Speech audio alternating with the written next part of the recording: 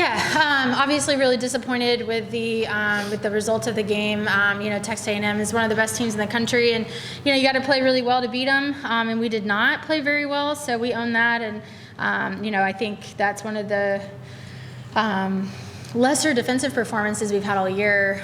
We've been really good on defense, from the start. So, we just talked to the team about just kind of flushing it. Obviously disappointed with the loss and leaving here early, but just kind of refocusing what can we take from it, learn from it, to keep serving us as we move into postseason, when everything kind of resets for us at this point, and obviously finding out our fate on Sunday evening is something that we're really looking forward to. Thank you, Coach. Question? Sam, just going off that, what do you feel like this team working by itself in 2 postseason games today really ultimately would matter most next weekend? Yeah, I think it's just how to handle our emotions a little bit better, and just having that next pitch mentality, especially in the circle. I thought we gave them a lot of momentum early on and didn't really, take a punch at it and try to, end it right there. So I think that's a big way to learn, just learn how to reset a little bit better and just lean on each other a little bit more in those moments. Yeah.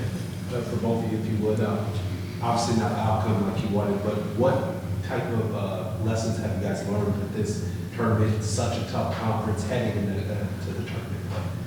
Yeah, I think we carried ourselves like we really belonged yesterday against Bama, against the first game of the tournament for us. And tonight I think we showed up ready to play. I think the game sped up on us really quickly, and then we just got to carry ourselves better. We got to believe that we belong at the top if that's where we want to be, and we got to play like it. So it's a little bit of both. I think just a mentality, and obviously physically we didn't play the game well. So. But yeah, we got to carry ourselves like we belong if we want to be in the top of this league, which we do. And, it's just lessons learned that will, I think, serve us well, as we start postseason next weekend, and then future teams as well. I think that's a really key piece for me as we continue to build the program, as these lessons will carry team to team. That's just how it works. Coach, I'm just looking at the box. What's the toughest thing about that A&M line? Yeah. I mean, a lot of lefties in the order, a little bit heavier left-handed. We're pitching people here, so that's kind of what we pay attention to, right? But they did give us an extra righty. We expected a 7-2 split, but they gave us a 6-3 split tonight, so they did put in an extra righty there. But they're dynamic, they're fast, they spray to all fields, so you have to execute and command really well from the circle, and then when they give you outs, you got to take them. I think we probably threw 4 or 5 outs an inning, and you just can't do that against, one of the best teams in the country.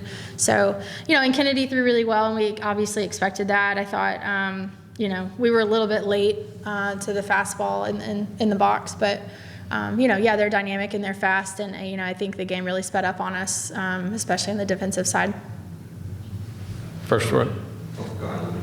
Coach, to follow up on your previous answer, as someone that played in this conference and is now coaching in it, how have you seen the competitiveness that grow? Oh, it's grown a lot. Just even this event, like being a part of this event, it's such a, it's like, we kind of talked about it. It's a World Series feel. You put all the teams, basically a top 15-ish matchup. Every game you play.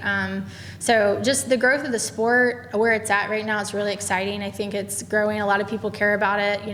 The conference did a fantastic job of putting this event on this week, and we love being a part of it. So it's really exciting to see. So much interest and just kind of the investment, on campus, on our campus, the investment in the sport, and then also holistically as a conference. It's exciting to think about where it's going to be even a couple years from now. Second row. Obviously, you play whatever the draw is, but now that the dust has settled, your resume is done. Do you feel like your team's done enough to earn a top 8 national seed?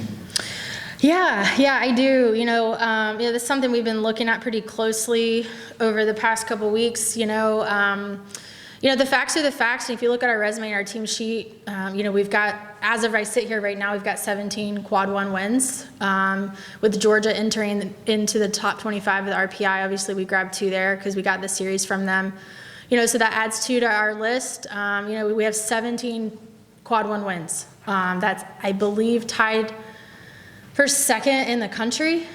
And I think, I personally, I think that that's the most important thing for when you're deciding 1 through 8, who's going to be able to host a super national seed. So, there's no arguing that. Like, we earned all 17 of those. And I think we have 23 top 50 wins. We have no quad 3 losses, no quad 4 losses. Something that really stands out to me is we get to pick who we play on our bye weekend in tournament play. We went to Duke. We chose to go to Duke, a really great program, a program that was in the World Series last year, and we swept them at their place early in the year.